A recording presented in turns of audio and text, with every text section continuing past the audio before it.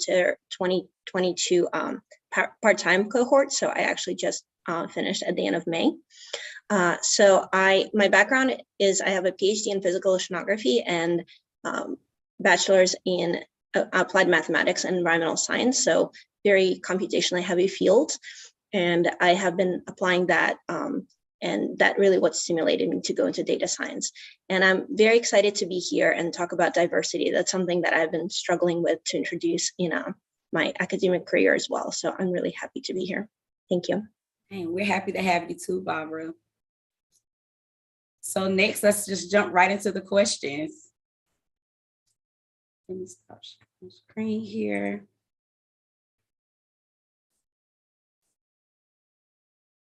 So the first question I have for you all, and you can answer in no particular order.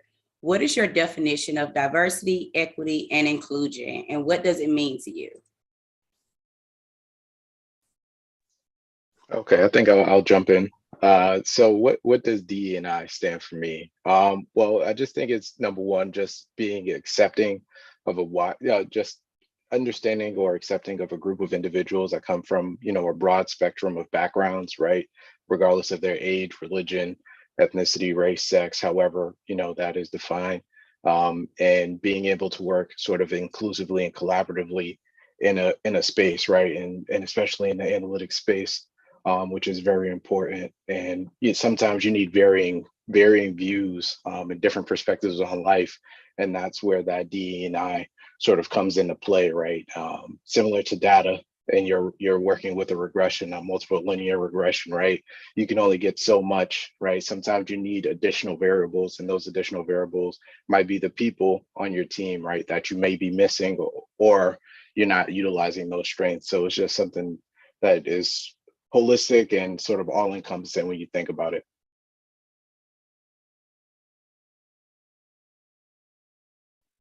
Yeah, I think expanding on that for me, DEI in general, diversity and inclusion really means kind of breaking the barrier of what a particular, stereotypical, say, data scientist looks like, or what a stereotypical, academic scientist looks like, or any of those things. And I think that is really important. That is why, we want to work on both recruitment and retention, and really not only work from bottom up, but also top down. So really diversify at all levels and really break the barrier of what that stereotype looks like. Because I think we all, when you think about computer scientists or data scientists, we might have a particular person in mind. And I would like to strive to change that going forward.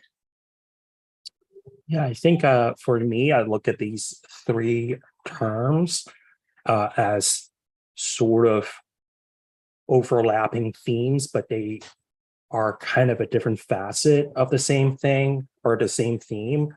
I think diversity for me really means that valuing differences as something as its own merit, right? We sometimes like to look at people and tend to just look at, like in an interview setting, for example, we just look at merits as like maybe their academic achievement or their job history or stuff like that. But I think if we want to say diversity is important, then we value differences in whatever shape, way, or form as something positive, as part of what we like to say merit, as a merit itself.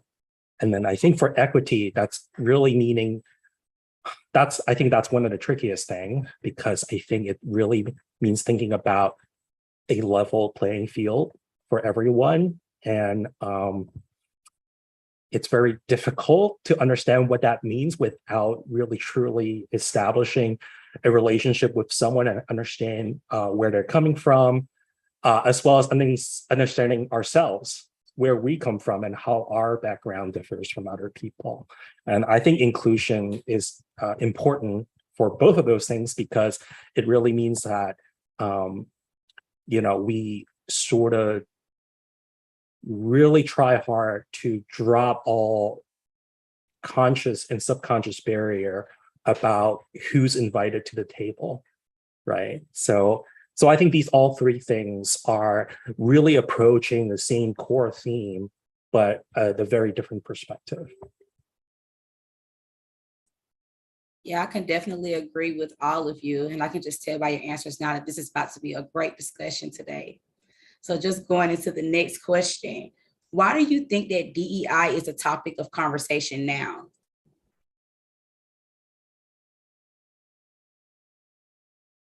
And let's start with Barbara.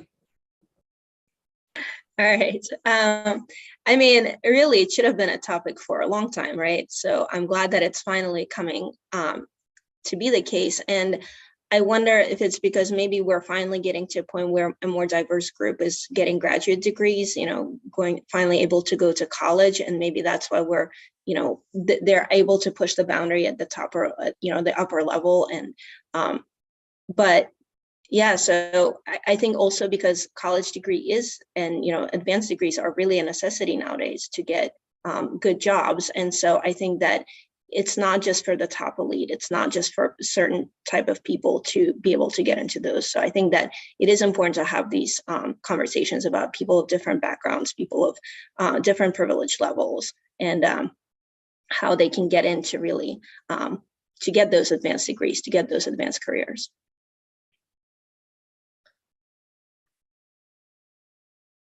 Yeah, I think it's definitely, in my experience, this has become much more of a core discussion in both academia and in the workforce and really everywhere. I would like to say maybe the past maybe 15 years or so, it really moved into focus. And part of it, I think, has to do with at least in the US, the political climate has been so divisive, and not just on kind of the obvious sort of arena, like racial inequalities, like that kind of stuff, but also when we think about diversity and equity, these type of things, it can be like a class, conflict,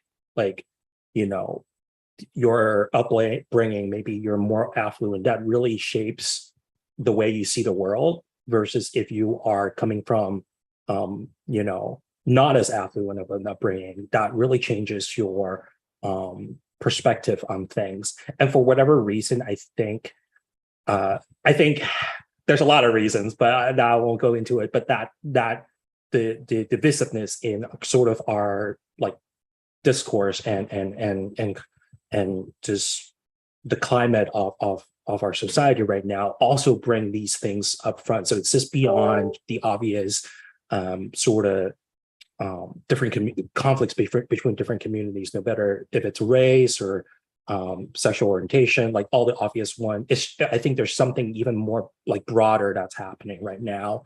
I think it's hard to say why that is, but I think it's actually a good thing, because I think it's hard because we're in the midst of the growing pains right now. But I think it really forces us to kind of really look at how messy the whole thing is, and forces us to really confront it, and to really be very thoughtful and reflective about what diversity and what equity and what all these things mean to us and mean to how we interact with other folks, no matter if it's in the workforce or whatever. All right, I'll be quick. I also think, just to add on to Barbara and Matt, it's value add for companies. So companies are actually seeing productivity increase, right, from including diverse groups of individuals. These diverse individuals are then in the workplace. They're providing different insights. Everyone performs analysis in a different way. All of those things are positive or value adds to a company, and so they're looking for some more of this talent. However, I think the real challenge comes with hiring managers communicating with HR, which I've dealt with, right, and I have some experience with, and so it's about trying to figure out sort of that balance.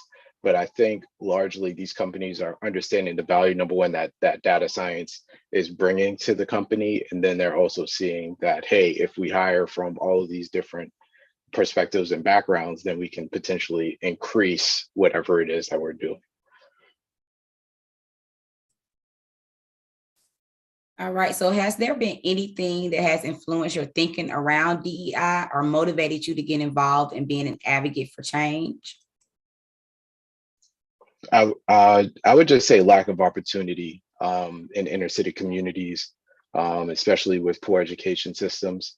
I feel as though, given the skills that I now have, thanks to TDI, I have a chance to sort of give back to my community. And so, I work with other friends, from my community that look like me, so I can, build a curriculum for kids that work at like community centers or things of that nature.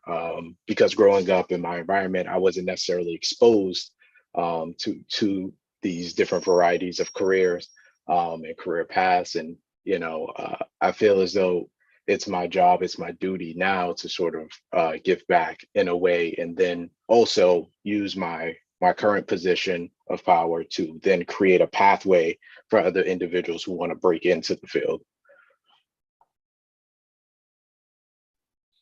Yeah, similar. I mean, for me, it has been really seeing the lack of representation. So I have worked in very male-dominated fields in physics and applied math in particular.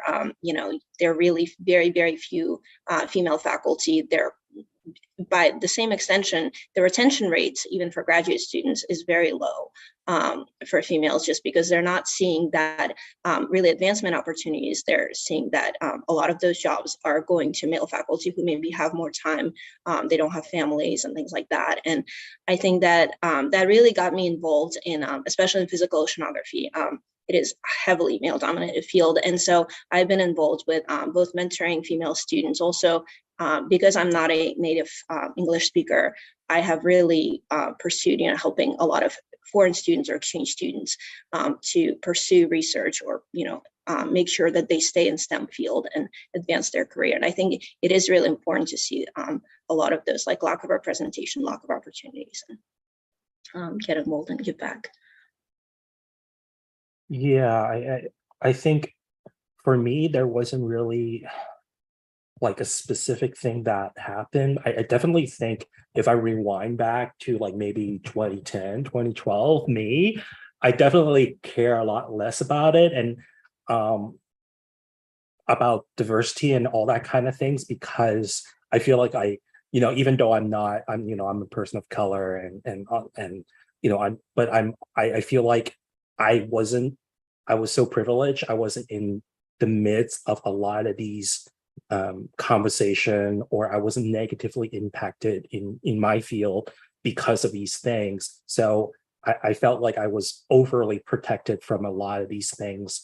And I think there was a lot of factor, but as I got a lot more involved with just grad student advocacy, not just for diversity, but like just for all kind of stuff. And then as I have more conversation with people, I begin to like understand more about how my experience is actually not shared with a lot of other people, even a lot of friends of mine who I was very close with, who I sort of assumed they might have the same experience, but they don't, just because we're just different people. We have different upbringing. We had a different academic or whatever experience. So I think that's one of the biggest things. I begin to be a lot more thoughtful as I interact with people, to think about where our experience might overlap and where it differs, and how that might shape the way we interact. And I think that was the biggest change. And I don't think I'm definitely still a lot to learn, but I think starting from that time frame, I begin to think more about it. And I think that kind of translates into all the things that's related to, as Trey and Barbara have said, about diversity in our workplace or in the classroom or whatever. Yeah, that's definitely a great point, Matt, because it's important sometimes to recognize, like, okay, maybe I am privileged in a certain way, but if you don't have those conversations, then you won't know. So don't minimize like, oh, I didn't go through this. You're having a conversation, and that's what's important. Because I can definitely relate to Trey and Barbara with not really being presented with those opportunities or knowing about the opportunities, or when you do know about the opportunities, you go into whatever environment and you don't see anyone who looks like you don't see any women. So it's definitely important to have those conversations and to just do what you all are doing right now. Definitely impressive. So we'll just go right into the next question. How can we as data scientists work on our DEI in data and help remove some of the bias we see within that data? I'll go really quick. So I actually wrote some things down. So number one was stop enforcing old perceptions, right? I think Barbara pointed that out earlier about what does a computer scientist look like? What does a software engineer look like when you think about it in your mind, right? And that it shouldn't look like anything, right? It's a title. And so we should just be saying, is this person capable of doing the job of taking on these responsibilities? Diverse interview panels, which I think is very important, making sure that, you see people like yourself there, right? Or as Barbara and Raven pointed out, are there any women on the team? Like I currently work on a team where the only female BI analyst just left. So it's now a male dominated team, right? And so if a woman were to come and interview, it would be interviewed by all men, right? So is that really engaging for her? And then considering international applicants.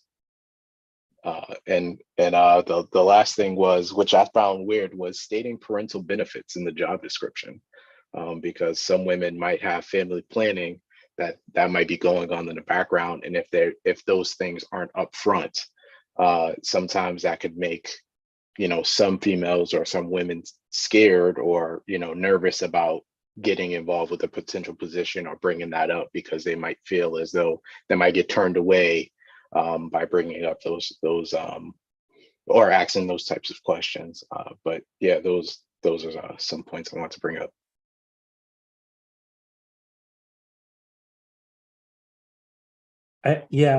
So this is actually a very difficult topic, because I think we're in the midst of confronting this, biases in data, and I think data science and AI and automation and big data, all these things are so excited right now.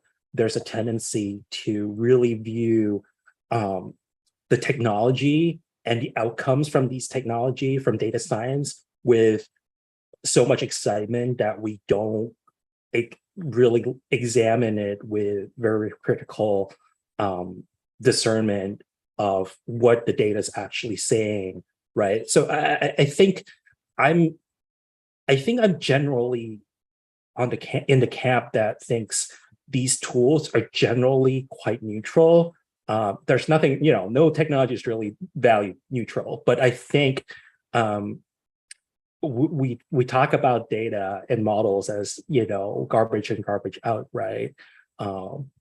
So in a sense that data science and its outcome, or like a model and its outcome, it's really a reflection or an interpretation of the world as we live in right now.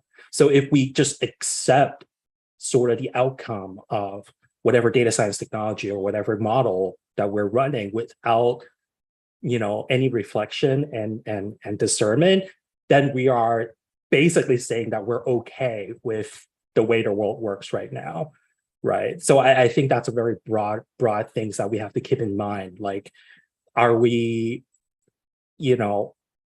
I think most of us, when we design a model or anything in data science, we're not consciously trying to build in bias or anything like that into it.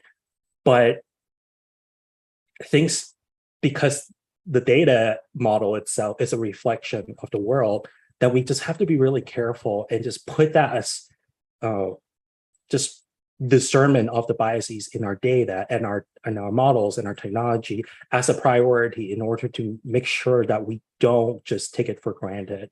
So I think that's a key, and I think we're beginning to see a lot more conversation about this. But in my workplace, I feel like I feel like we talk about it when we go to diversity panels or programs like that, but we don't talk about it as much as I would like to think we should when we have like very low level day-to-day operational meetings or talking about the actual technical aspect of whatever projects we're on right now.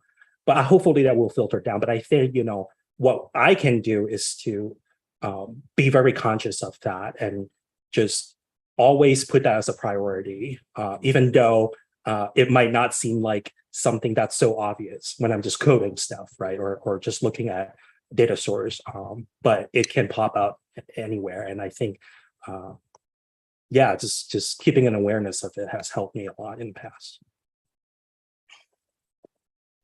Yeah, and to add to that really quickly, I think that Trey and Matt really covered a lot of what I was going to say, but I think one of the great things we can do maybe as data scientists is talk to our workplace and see if we can create some sort of internship program, say, to really promote like intro students, for example, who might, to get them excited. Maybe if your company is in the city, maybe from some historically underprivileged colleges, to really promote some sort of recruitment to get a wide variety of students excited and engaged in data science and really get them to maybe in the future pursue a career. I mean, a lot of universities are now opening up majors and programs in data science or go through TDI or anything like that, and really to encourage them to go in, but really show them that they can get their feet wet. And it would also expose a lot of people who work at these companies to people of different backgrounds as well. And I think it would host some sort of diversity and inclusivity at the workplace. All right, thank you. So what are the barriers that limit our ability to be diverse, equitable, and inclusive? So pretty much just adding on to what you all just answered. I think for corporations, and this is actually the same problem we have in academia, I think, because what's academia these days is not just a corporation, right? There's a lot of inertia, and there's a lot of very more like cover our bases type of mindset. Like they treat, I think, at least in I shouldn't speak for all companies, but in Comcast, for example. So if Comcast is a big company and it's huge, and it has a lot of history and established power structure already in place, and they like to respond to sort of the societal call to value diversity by saying, hey, look, we have, a woman of color in a important post directing our diversity initiative and all that kind of stuff. So they like to do stuff like that are visible. But I think stuff like that are potentially harmful because it can, I think I see a lot of companies do stuff like that in the data industry or whatnot and pretend that they've solved the problem, right? Like they are just like, we did that. We have this thing, we have this program, here's a press release. And how that filters down to the day-to-day experience of, us data practitioners or folks we're interviewing with or whatever the HR practice is, hard to say. And I think that's one of the biggest barriers is that companies would like to say that they value that because it is demanded from them by external forces. But these type of changes are hard and generally not glamorous and takes a lot of incremental changes, persistence, patience, and those are not things that are that score points easily. So I think that's one of the biggest barrier. A lot of things that I think Trey and Barbara mentioned earlier is just also plays into the fact it's a self-perpetuating cycle, right? If you have a undiverse team, they tend to continue to be undiverse unless there's an incentive for them to do so, right? So that's another barrier. And again, it goes back to this inertia thing. I think the inertia, the sort of undercurrent of why inertia is such a big barrier for this is that we ultimately are so driven by sort of the bottom line incentives. So nobody likes to say it, but if it's not like helping your bottom line in the company, then it kind of falls down off the, towards the bottom of the list, right? Because that's just kind of how our society works, unfortunately. So there's just so much that we have to fight against, so much upstream, like we have to, swim against the current, so to speak, to get this work. So I think those are some of the broader barriers that we're facing right now.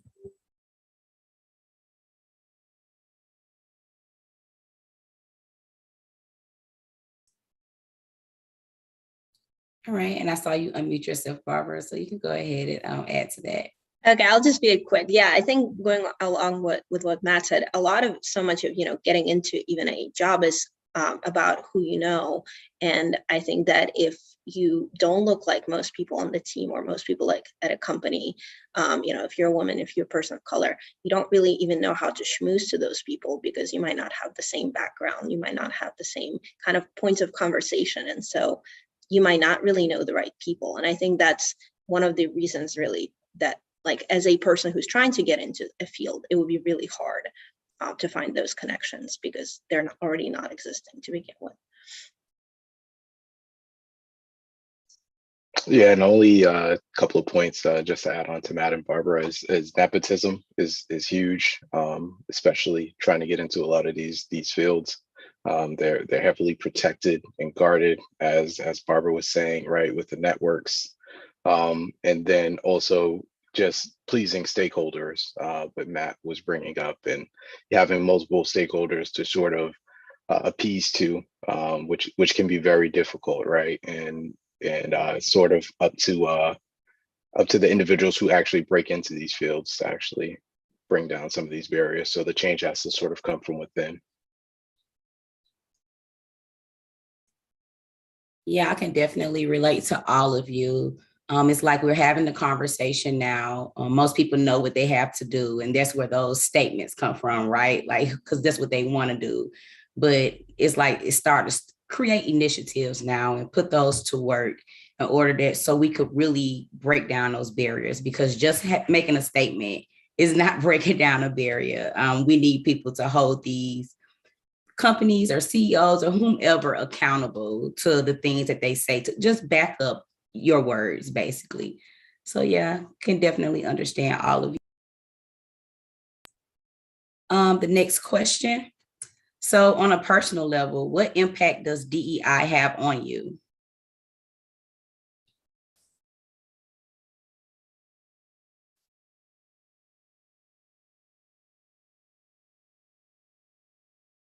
So let's start us off, Trey. So what impact does DE&I have on me? So that's kind of a really broad question. So as it relates to my current career, I would say that DE&I has allowed me the ability to sort of work on a team with varying, counterparts and colleagues that have different experiences and perspectives, backgrounds, different ages.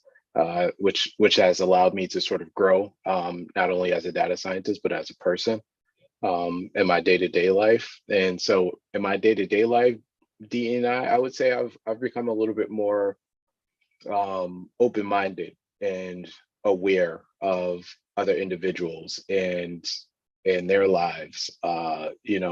I grew up a certain way. That doesn't mean everyone in my orbit sort of has to conform to my, pinnacle of whatever success is or what I consider to be normal, right?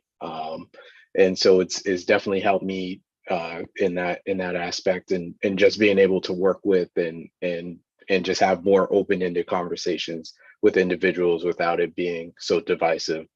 And then I would say definitely in my mentoring and tutoring is to give everyone a chance. I definitely want to be like, yeah, pro-Black, and I just want to help all the Black kids, but that's not necessarily fair. Everyone deserves a chance. Everyone deserves a shot if they have the capacity, if they have the willingness to learn, and all these other attributes. I think it's very important that you give somebody your all, you give them your time, and help them get to the next level, because eventually they'll hopefully pay it forward, correct? So.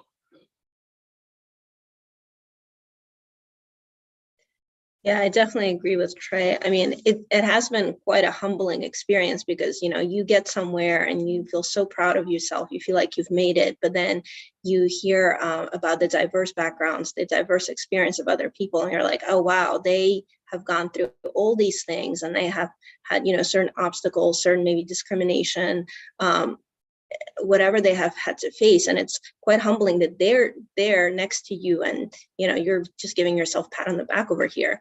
And I think it definitely puts a lot of things into perspective of the hard work, and really wants you to encourage these individuals, or like Trey said, pay forward, mentor other people so that they also have the support system to get to that level. Because I think ultimately it just takes, a couple of people to support and help somebody along. And I think that makes a huge difference between being left behind as a person of color, as a woman, or as a veteran who doesn't have the same opportunities. And it really, it pushes me to be that person to help them along so they get their PhD or finish a program, or get into a new advanced program. And I think that's at least that has been the biggest impact on me.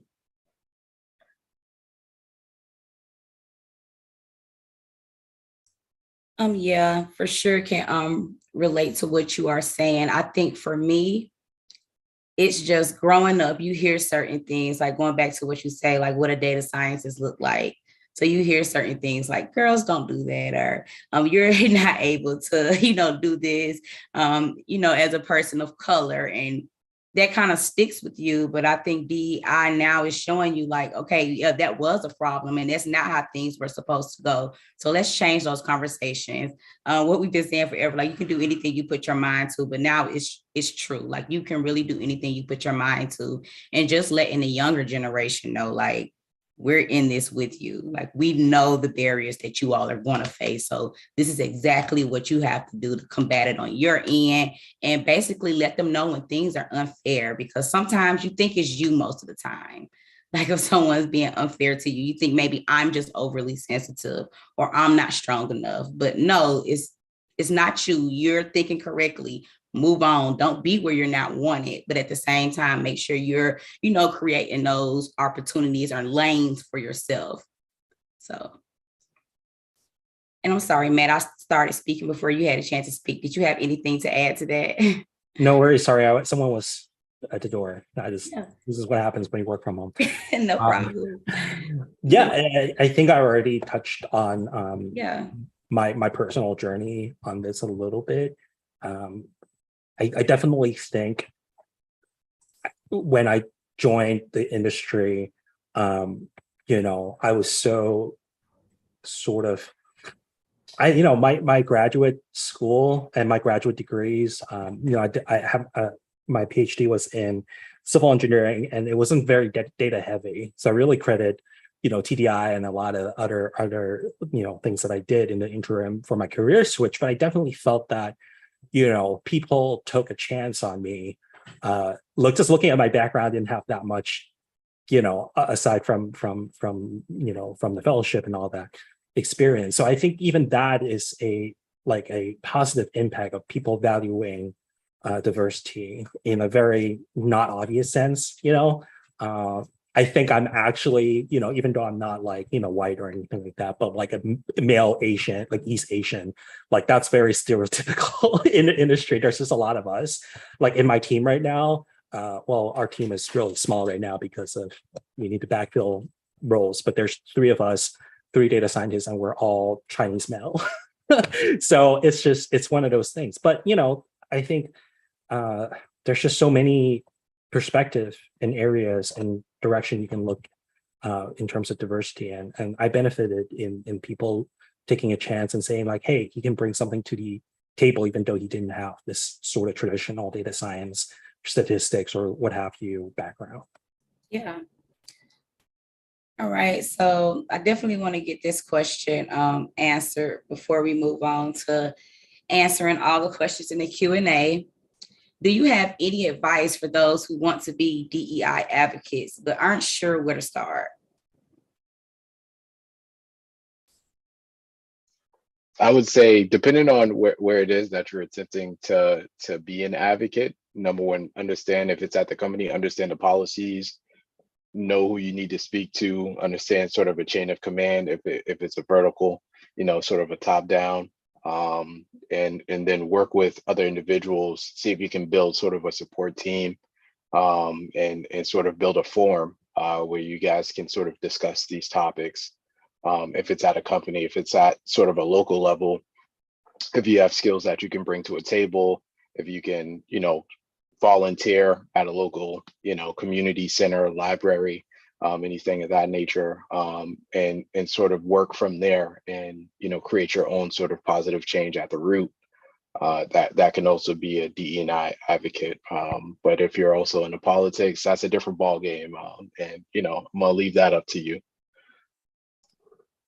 I think my advice, there's two main things. Is the first thing is to remember that you're not obligated to do more than what you feel comfortable in this. I think it's very valuable if you want to really challenge the status quo and be very outspoken about this. But you're not obligated to. Nobody's really asking for you to do that. You shouldn't feel pressured to do that. If you're very convicted and you want to do that, that's fine. But you shouldn't feel guilty that you're like, oh, I'm not doing enough and whatnot. I think that's okay.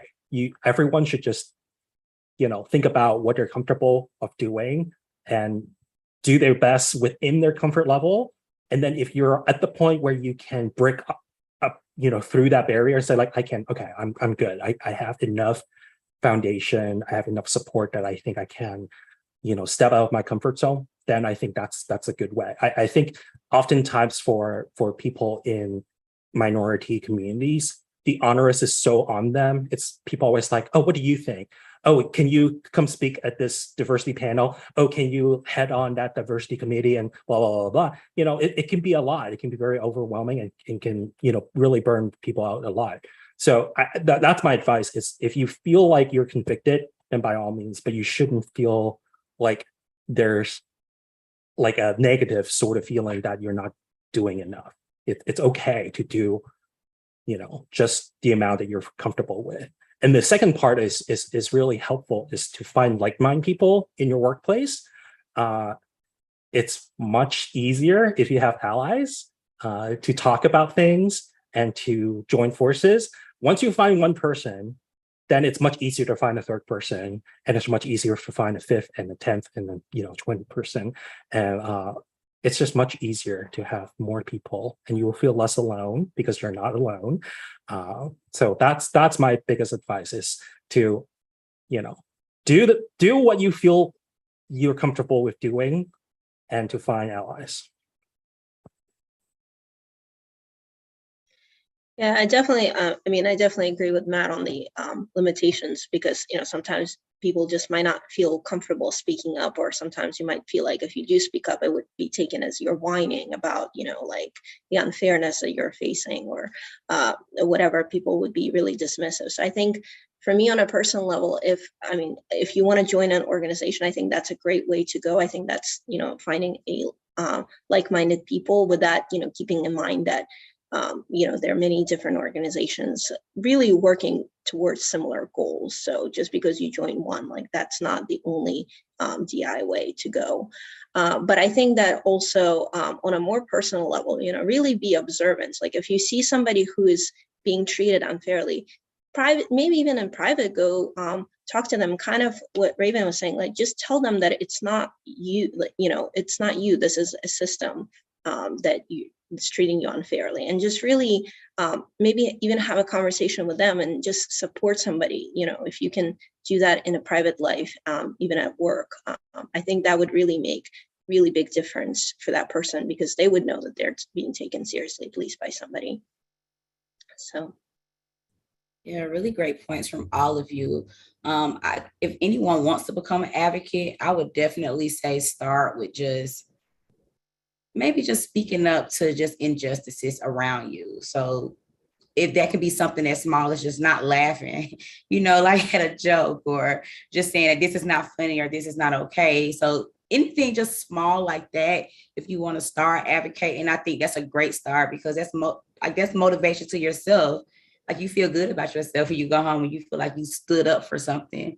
So that's why I say you can start, or of course, always revert back to like your own communities as well, where you work, of course, but your own communities is like a great start. People are there who love you, who respect you. And it's just, I feel like that's just great practice, right? Before you start branching out, if that's something that you really want to do. All right. So the last question, how do you think TDI could do better with our DEI initiatives? Let people know we're a welcoming option for those underrepresented in data. So what can we do to let people know we're a welcoming option for those underrepresented in data? Put us on the spot.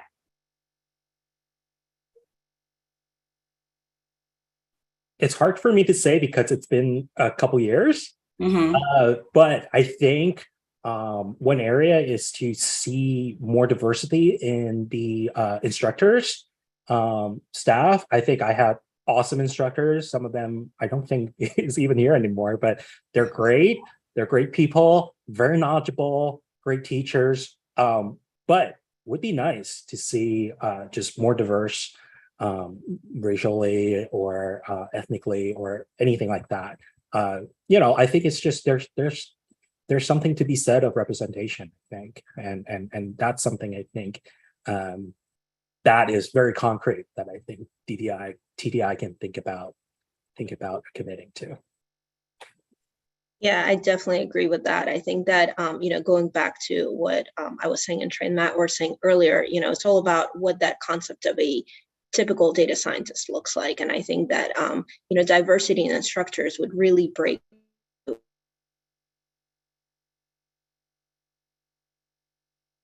themselves as being one. And I think that would be really helpful. Not to say that anybody needs to be replaced, but if you were to be hiring more people in the future, be really mindful of the diversity in hiring for the instructors. I think would be great.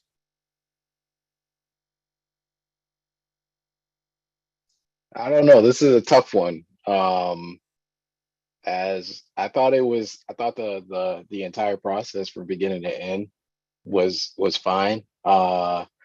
I guess the instructors portion, it kind of has I guess it's tough. I think TDI does a really great job. It's basically a blind exam. Instructors aren't necessarily chosen in any given order to interview you or get your presentation ready. I don't know. It's really tough. I feel like TDI is already there. The hiring staff, I mean, we're looking at Raven and Sierra. They have a very, very diverse workforce. I don't know. It's tough. I think you guys are good where you're at. I guess that would be the only piece, would be the instructors. But I think TDI is good where you guys are at right now. Just continue with the work practices. I think I don't know if this is already in place. I don't think it was when I was in 2020, but there definitely can be like a couple like workshops or even like a focused lecture about biases in data, because I think that's such a tricky subject. And as I said earlier, I think there's more conversation. I see a lot of good articles coming out, but I think it's all very like peripheral and hard to apply to like the workplace. Like, how do I spot that in like a model that's in production? How do I spot that in our data source? Like that kind of stuff. Like that would be something that would be very, very valuable, I think. Yeah. Yeah, I definitely appreciate you all's honesty, and I appreciate Trey. I'm happy that it was hard for you to answer that question. I mean, that we're doing some things right, so that's a good thing. But I could definitely understand that. So I appreciate your all's honesty, and that's going to be the end of our questions. I opened the Q&A for everyone else, our attendees, to ask you all some questions. So I'll just read these questions off. And if you have anything to add to it, you can. If you don't, completely understandable. So when looking at the lack of diverse data scientists, does anyone use data to understand the cause of those observations and how they relate to systematic discrimination?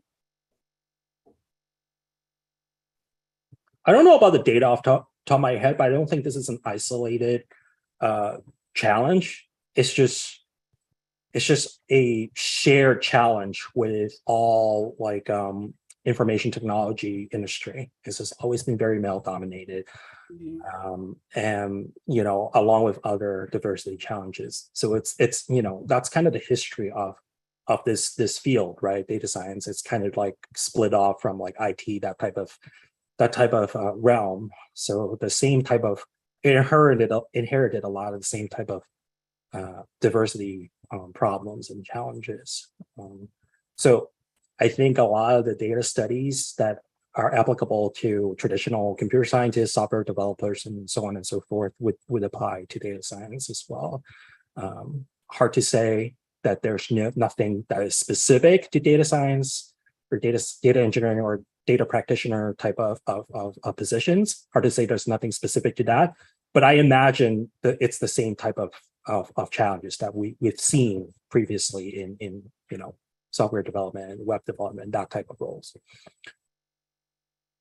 Okay. So anyone want to add anything to that before I move to the next question? Okay. So it was a two-part. Look like it's the same person. So during job search and interviewing, how should I go around discrimination toward a complex case that involves experience, age, sexual orientation, accent, and country of origin? I need more elaboration on that. Like, are you interviewing someone and it's the panel is being discriminatory to the candidates, or you're a candidate and you feel like you're being discriminated against? So it sounds like they're maybe the candidate and they just want to know, like, during the interview process, like, how do you go around like those type of questions? Oh, I feel like if you're being asked things that are illegal or clearly discriminatory, right, you might not want to work there. I would definitely. That's a red flag. I think. Yeah, it is a red flag for sure. So I would definitely, if I were you, maybe just look up those illegal questions, because there is like a legal way to ask those questions and there's an illegal way to ask it. If you're in an interview and you feel like you may be discriminated against because they're asking those questions illegally, like Matt said, it's a red flag. Like, do you really want to be a part of that type of company or that type of environment? And you can also, take a, if you write you a letter to whoever your interviewer is and just let them know maybe why you don't want to accept the position and how you feel about that. Biases exist, right? Like, some people are kind of like ignorant to those type of biases or those questions. So it's pretty much up to you to like kind of put your foot down, stand your ground, let them know when they're wrong, and walk away if you don't feel wanted. My perspective. Yeah, I think the fact that you're asking this question is a great reflection on you're keeping this in the forefront, because you don't want to accept a job just because like, oh, I gotta have a job right now. Because I've had friends who accepted jobs where it was such a nightmare. Like, and they, once you're in a job, you have to go through the whole barrier. Like, do I want to quit, or do I like, it's best to figure stuff out like that early. And I agree with I agree with what Reagan said, that this is an opportunity to let them know. But if you don't feel comfortable doing that, that's also okay. Like, it's not on you to tell them like, hey, y'all need to shape up. It's get it together. No, you don't have to. You definitely don't have to. But if you want to, then you can use your voice. So the next question is, what are the main challenges a diverse applicant is likely to face in the fellowship, and how may these be addressed? I don't think there are any upfront challenges. I felt welcomed from day one. All the fellows for the most part were for the most part understanding, easygoing. I had some pretty good interactions with most of my colleagues, if not all. I'm pretty sure you're not going to reach all 20 some odd people and have one-on-one conversations. But from the instructors down to the entire staff at TDI, I would say I didn't feel any different than anyone else. Okay. I think an interview process, not specific to TDI, is inherently hard to be completely discrimination free, just solely because of the language aspect. So if you are a candidate that don't have English as your first language, or have challenges with just oral presentation, then you are at a disadvantage. There's just not a way to get around like any interview situation. That's just part of the game. This is a broader topic about like whether or not interviews are like the best way to go about it. But this is the game now. This is the rules. So I think that's one thing. If you're in a disadvantage in that respect, then there are ways to practice and to know that there might be more things you have to do to kind of level the playing field. Of course, there's more things that the interviewers can do to make sure that they are being as, combat the inherent discriminatory nature of the structure itself. But, as a candidate, there's not a lot you can do about that other than to know that is in the structure, that is in the process, and to, just do your best to compensate for that, I think. Yeah, for sure. Can understand that. So we make sure our interview process, make sure there's really no biases, but I can definitely see where you're coming from. Just try to be as prepared as possible, like with the interview process, because it is fair, right? So if someone is better, then they are just better, but it's definitely fair and no biases. So I do want to thank the panelists for sharing their perspectives. I can't thank you guys enough. This was a great conversation. I'm pretty sure our attendees enjoyed it. I do want to share a little bit about what TDI is doing to remove barriers and provide opportunities for women, veterans, LGBTQIA+, and those from racial and ethnic backgrounds who traditionally are underrepresented in data. So we are very excited to announce that we've launched 2 new scholarships for our data science and data engineering programs. We will be offering our new Women of Excellence in STEM scholarship and our Equity and Diversity in Data scholarships in fall 2022. Our scholarship applications are open now, so please visit our website to review the qualifications and apply today. So I'm very proud of this announcement. I couldn't wait to get to it. So for anyone who is applying for the Data Incubator, go ahead and apply for these scholarships as well. So just to give you an overview of like the program outcomes, the Data Incubator's programs are designed to train academics for careers as data scientists and data engineers in the business world. Each student completes a capstone project that applies the data science tools they've learned to a real world problem of their choosing. This is a great portfolio piece to add to your resume to showcase your ability to work with real world data. In our data science program, 88% of our graduates are working as data scientists or data engineers within 6 months of completing their program. Our graduates are working in over 55 different industries, including software, IT, internet, financial services, biotechnology, and many more.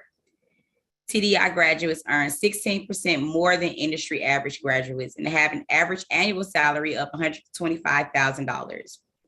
So we will post a link in a chat just for our alumni outcome so you can see what they're up to today. Again, I want to thank our panelists and attendees for attending this webinar today. Just as a reminder, we will be sending out the recording of this session. So if you would like to rewatch it or share it with someone, you'll be able to. We will send that out to all of our attendees. The application deadline is July 29th for regular admissions, and then the challenge will be due by August 1st. Just to give you the dates of when our cohort will run, September 19th through November 11th for full-time, and September 19th through February 2nd for part-time. Also, remember to apply. I know you still have a little time there, but those dates come up before you know it. So go ahead and apply. And like always, if you have any additional questions, you can send an email to admissions@thedataincubator.com. And we did post the link in the chat if you need it for our alumni outcomes, to apply for the Data Incubator and apply for the scholarships.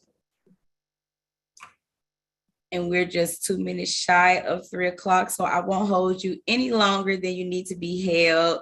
It was really nice speaking with you all today, and I'm hoping to see you all again soon. All right, bye. Thank you so much. Thank you. Take care, everyone. Good luck, everyone.